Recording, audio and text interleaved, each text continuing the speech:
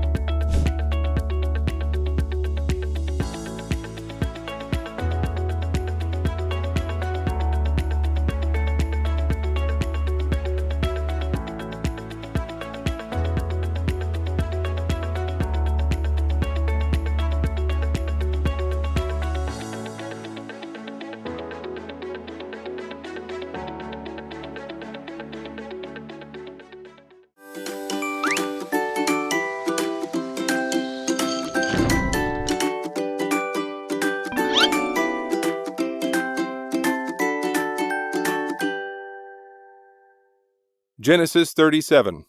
Joseph's Dreams. Jacob lived in the land where his father had stayed, the land of Canaan. This is the account of Jacob's family line. Joseph, a young man of 17, was tending the flocks with his brothers, the sons of Bilhah and the sons of Zilpah, his father's wives, and he brought their father a bad report about them. Now Israel loved Joseph more than any of his other sons, because he had been born to him in his old age, and he made an ornate robe for him. When his brothers saw that their father loved him more than any of them, they hated him, and could not speak a kind word to him. Joseph had a dream, and when he told it to his brothers, they hated him all the more. He said to them, "Listen to this dream I had. We were binding sheaves of grain out in the field, when suddenly my sheaf rose and stood upright, while your sheaves gathered around mine and bowed down to it." His brothers said to him, "Do you intend to reign over us? Will you actually rule us?" And they hated him all the more because of his dream and what he had said. Then he had another dream, and he told it to his brothers. "Listen," he said, "I had another dream, and this time the sun and moon and 11 stars were bowing down to me." When he told his father as well as his brothers, his father rebuked him and said, "What is this dream you had? Will your mother and I and your brothers actually come and bow down to the ground before you?" His brothers were jealous of him, But his father kept the matter in mind. Joseph sold by his brothers. Now his brothers had gone to graze their father's flocks near Shechem, and Israel said to Joseph, "As you know, your brothers are grazing the flocks near Shechem. Come, I am going to send you to them." "Very well," he replied. So he said to him, "Go and see if all is well with your brothers and with the flocks, and bring word back to me." Then he sent him off from the valley of Hebron. When Joseph arrived at Shechem, a man found him wandering around in the fields and asked him, "What are you looking for?" He replied, "I'm looking for my brothers. Can you tell me where they are grazing their flocks?" "They have moved on from here," the man answered. "I heard them say, 'Let's go to Dothan.'" So Joseph went after his brothers and found them near Dothan. But they saw him in the distance, and before he reached them, they plotted to kill him. "Here comes that dreamer," they said to each other. "Come now, let's kill him, and throw him into one of these cisterns, and say that a ferocious animal devoured him. Then we'll see what comes of his dreams." When Reuben heard this, he tried to rescue him from their hands. "Let's not take his life," he said. "Don't shed any blood. Throw him into this cistern here in the wilderness, but don't lay a hand on him." Reuben said this to rescue him from them and take him back to his father. So when Joseph came to his brothers, they stripped him of his robe, the ornate robe he was wearing, and they took him and threw him into the cistern. The cistern was empty. There was no water in it. As they sat down to eat their meal, they looked up and saw a caravan of Ishmaelites coming from Gilead. Their camels were loaded with spices, balm, and myrrh, and they were on their way to take them down to Egypt. Judah said to his brothers, "What will we gain if we kill our brother and cover up his blood? Come, let's sell him to the Ishmaelites, and not lay our hands on him. After all, he is our brother, our own flesh and blood." His brothers agreed. So when the Midianite merchants came by, his brothers pulled Joseph up out of the cistern and sold him for 20 shekels of silver to the Ishmaelites, who took him to Egypt. When Reuben returned to the cistern and saw that Joseph was not there, he tore his clothes. He went back to his brothers and said, "The boy isn't there. Where can I turn now?" Then they got Joseph's robe, slaughtered a goat, and dipped the robe in the blood. They took the ornate robe back to their father and said, "We found this. Examine it to see whether it is your son's robe." He recognized it and said, "It is my son's robe. Some ferocious animal has devoured him. Joseph has surely been torn to pieces." Then Jacob tore his clothes, put on sackcloth, and mourned for his son many days. All his sons and daughters came to comfort him, but he refused to be comforted. "No," he said, "I will continue to mourn until I join my son in the grave." So his father wept for him. Meanwhile, the Midianites sold Joseph in Egypt to Potiphar, one of Pharaoh's officials, the captain of the guard. Genesis 38. Judah and Tamar. At that time, Judah left his brothers and went down to stay with a man of Adullam named Hira. There Judah met the daughter of a Canaanite man named Shua. He married her and made love to her. She became pregnant and gave birth to a son who was named She conceived again and gave birth to a son and named him Onan. She gave birth to still another son and named him Shelah. It was at Kezib that she gave birth to him. Judah got a wife for his firstborn, and her name was Tamar. But Judah's firstborn, was wicked in the Lord's sight, so the Lord put him to death. Then Judah said to Onan, Sleep with your brother's wife, and fulfill your duty to her as a brother-in-law to raise up offspring for your brother. But Onan knew that the child would not be his. So, whenever he slept with his brother's wife, he spilled his semen on the ground to keep from providing offspring for his brother. What he did was wicked in the Lord's sight. So the Lord put him to death also. Judah then said to his daughter-in-law, Tamar, Live as a widow in your father's household until my son Shelah grows up. For he thought, He may die too, just like his brothers. So Tamar went to live in her father's household. After a long time, Judah's wife, the daughter of Shua, died. When Judah had recovered from his grief, he went up to Timnah, to the men who were shearing his sheep, and his friend Hira, the Adullamite, went with him. When Tamar was told, Your father-in-law is on his way to Timnah to shear his sheep, she took off her widow's clothes, covered herself with a veil to disguise herself, and then sat down at the entrance to Enaim, which is on the road to Timnah.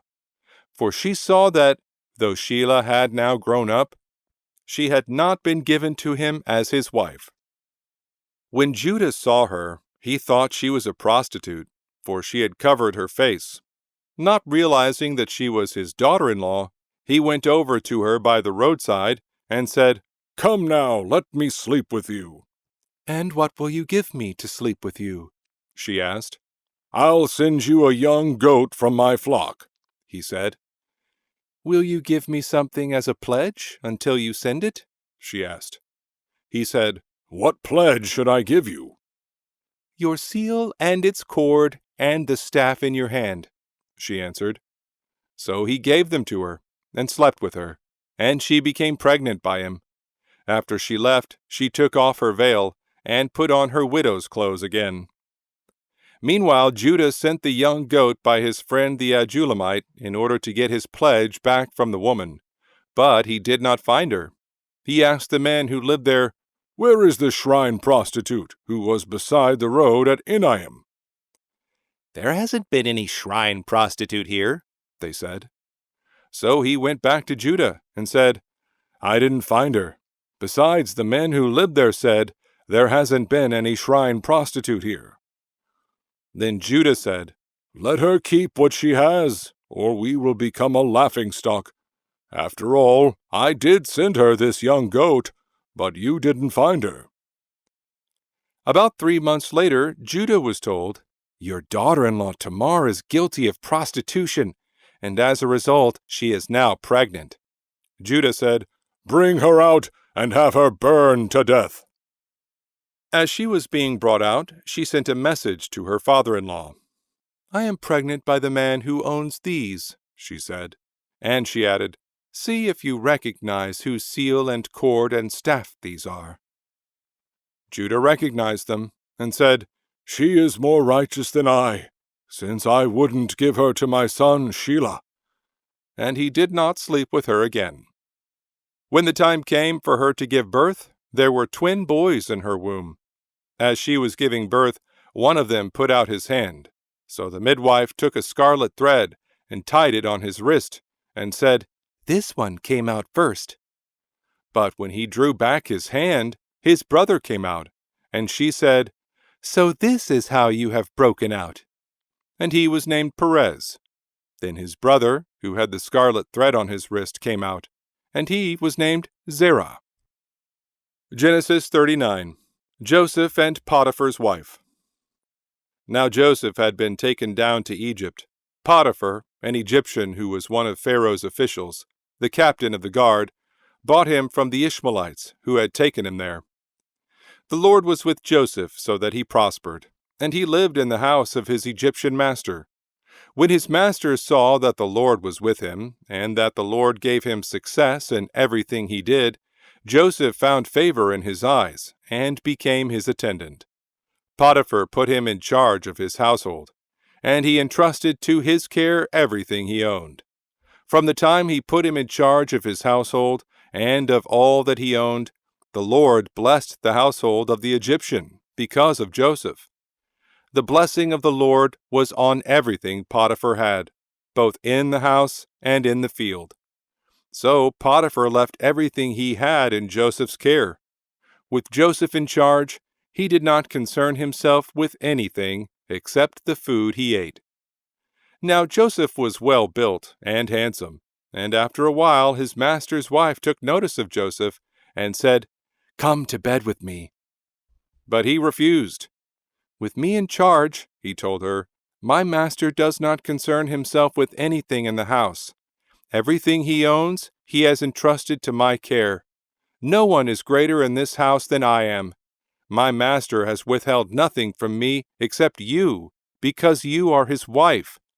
How then could I do such a wicked thing and sin against God?" And though she spoke to Joseph day after day, he refused to go to bed with her, or even be with her. One day he went into the house to attend to his duties, and none of the household servants was inside. She caught him by his cloak and said, "Come to bed with me." But he left his cloak in her hand and ran out of the house. When she saw that he had left his cloak in her hand and had run out of the house, she called her household servants. "Look," she said to them, "this Hebrew has been brought to us to make sport of us.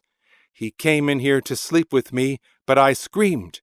When he heard me scream for help, he left his cloak beside me and ran out of the house." She kept his cloak beside her until his master came home. Then she told him this story. "That Hebrew slave you brought us came to me to make sport of me, but as soon as I screamed for help, he left his cloak beside me and ran out of the house." When his master heard the story his wife told him, saying, "This is how your slave treated me," he burned with anger. Joseph's master took him and put him in prison, the place where the king's prisoners were confined. But while Joseph was there in the prison, the Lord was with him. He showed him kindness and granted him favor in the eyes of the prison warden. So the warden put Joseph in charge of all those held in the prison, and he was made responsible for all that was done there. The warden paid no attention to anything under Joseph's care, because the Lord was with Joseph and gave him success in whatever he did. Genesis 40. The cupbearer and the baker. Some time later, the cupbearer and the baker of the king of Egypt offended their master, the king of Egypt. Pharaoh was angry with his two officials, the chief cupbearer and the chief baker, and put them in custody in the house of the captain of the guard, in the same prison where Joseph was confined. The captain of the guard assigned them to Joseph, and he attended them. After they had been in custody for some time, each of the two men, the cupbearer and the baker of the king of Egypt, who were being held in prison, had a dream the same night, and each dream had a meaning of its own. When Joseph came to them the next morning, he saw that they were dejected. So he asked Pharaoh's officials who were in custody with him in his master's house, "Why do you look so sad today?" "We both had dreams," they answered, "but there is no one to interpret them." Then Joseph said to them, "Do not interpretations belong to God? Tell me your dreams." So the chief cupbearer told Joseph his dream. He said to him, "In my dream, I saw a vine in front of me, and on the vine were 3 branches. As soon as it budded, it blossomed, and its clusters ripened into grapes. Pharaoh's cup was in my hand, and I took the grapes, squeezed them into Pharaoh's cup, and put the cup in his hand." "This is what it means," Joseph said to him. "The 3 branches are 3 days. Within 3 days, Pharaoh will lift up your head and restore you to your position, and you will put Pharaoh's cup in his hand, just as you used to do when you were his cupbearer. But when all goes well with you, remember me and show me kindness. Mention me to Pharaoh and get me out of this prison. I was forcibly carried off from the land of the Hebrews, and even here I have done nothing to deserve being put in a dungeon." When the chief baker saw that Joseph had given a favorable interpretation, he said to Joseph, "I too had a dream. On my head were 3 baskets of bread. In the top basket were all kinds of baked goods for Pharaoh, but the birds were eating them out of the basket on my head." "This is what it means," Joseph said. "The 3 baskets are 3 days. Within 3 days, Pharaoh will lift off your head and impale your body on a pole, and the birds will eat away your flesh." Now the 3rd day was Pharaoh's birthday, and he gave a feast for all his officials. He lifted up the heads of the chief cupbearer and the chief baker in the presence of his officials. He restored the chief cupbearer to his position, so that he once again put the cup into Pharaoh's hand. But he impaled the chief baker, just as Joseph had said to them in his interpretation. The chief cupbearer, however, did not remember Joseph. He forgot him. Genesis 41. Pharaoh's dreams. When 2 full years had passed, Pharaoh had a dream. He was standing by the Nile, when out of the river there came up 7 cows, sleek and fat, and they grazed among the reeds. After them, 7 other cows, ugly and gaunt, came up out of the Nile, and stood beside those on the riverbank. And the cows that were ugly and gaunt ate up the 7 sleek fat cows. Then Pharaoh woke up. He fell asleep again, and had a second dream. 7 heads of grain, healthy and good, were growing on a single stalk. After them, 7 other heads of grain sprouted, thin and scorched by the east wind. The thin heads of grain swallowed up the 7 healthy full heads. Then Pharaoh woke up. It had been a dream. In the morning his mind was troubled. So he sent for all the magicians and wise men of Egypt. Pharaoh told them his dreams, but no one could interpret them for him. Then the chief cupbearer said to Pharaoh, "Today I am reminded of my shortcomings. Pharaoh was once angry with his servants, and he imprisoned me and the chief baker in the house of the captain of the guard. Each of us had a dream the same night, and each dream had a meaning of its own. Now a young Hebrew was there with us, a servant of the captain of the guard. We told him our dreams, and he interpreted them for us, giving each man the interpretation of his dream. And things turned out exactly as he interpreted them to us. I was restored to my position, and the other man was impaled." So Pharaoh sent for Joseph, and he was quickly brought from the dungeon. When he had shaved and changed his clothes, he came before Pharaoh. Pharaoh said to Joseph, "I had a dream, and no one can interpret it. But I have heard it said of you that when you hear a dream, you can interpret it." "I cannot do it," Joseph replied to Pharaoh, "but God will give Pharaoh the answer he desires." Then Pharaoh said to Joseph, "In my dream I was standing on the bank of the Nile, when out of the river there came up 7 cows, fat and sleek, and they grazed among the reeds. After them 7 other cows came up, scrawny and very ugly and lean. I had never seen such ugly cows in all the land of Egypt. The lean, ugly cows ate up the 7 fat cows that came up first. But even after they ate them, no one could tell that they had done so. They looked just as ugly as before. Then I woke up. In my dream I saw 7 heads of grain, full and good, growing on a single stalk. After them, 7 other heads sprouted, withered and thin, and scorched by the east wind. The thin heads of grain swallowed up the 7 good heads. I told this to the magicians, but none of them could explain it to me." Then Joseph said to Pharaoh, "The dreams of Pharaoh are one and the same. God has revealed to Pharaoh what he is about to do. The 7 good cows are 7 years, and the 7 good heads of grain are 7 years. It is one and the same dream. The 7 lean, ugly cows that came up afterward are 7 years, and so are the 7 worthless heads of grain scorched by the east wind. They are 7 years of famine. It is just as I said to Pharaoh. God has shown Pharaoh what he is about to do. 7 years of great abundance are coming throughout the land of Egypt, but 7 years of famine will follow them. Then all the abundance in Egypt will be forgotten, and the famine will ravage the land. The abundance in the land will not be remembered, because the famine that follows it will be so severe.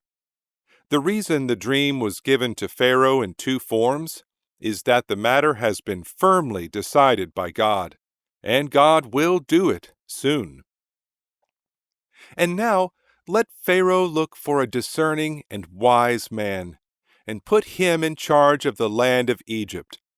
Let Pharaoh appoint commissioners over the land, to take 1/5 of the harvest of Egypt during the 7 years of abundance. They should collect all the food of these good years that are coming, and store up the grain under the authority of Pharaoh, to be kept in the cities for food.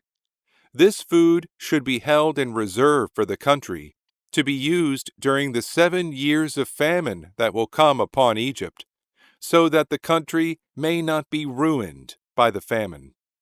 The plan seemed good to Pharaoh and to all his officials. So Pharaoh asked them, Can we find anyone like this man, one in whom is the Spirit of God? Then Pharaoh said to Joseph, Since God has made all this known to you, there is no one so discerning and wise as you. You shall be in charge of my palace, and all my people are to submit to your orders.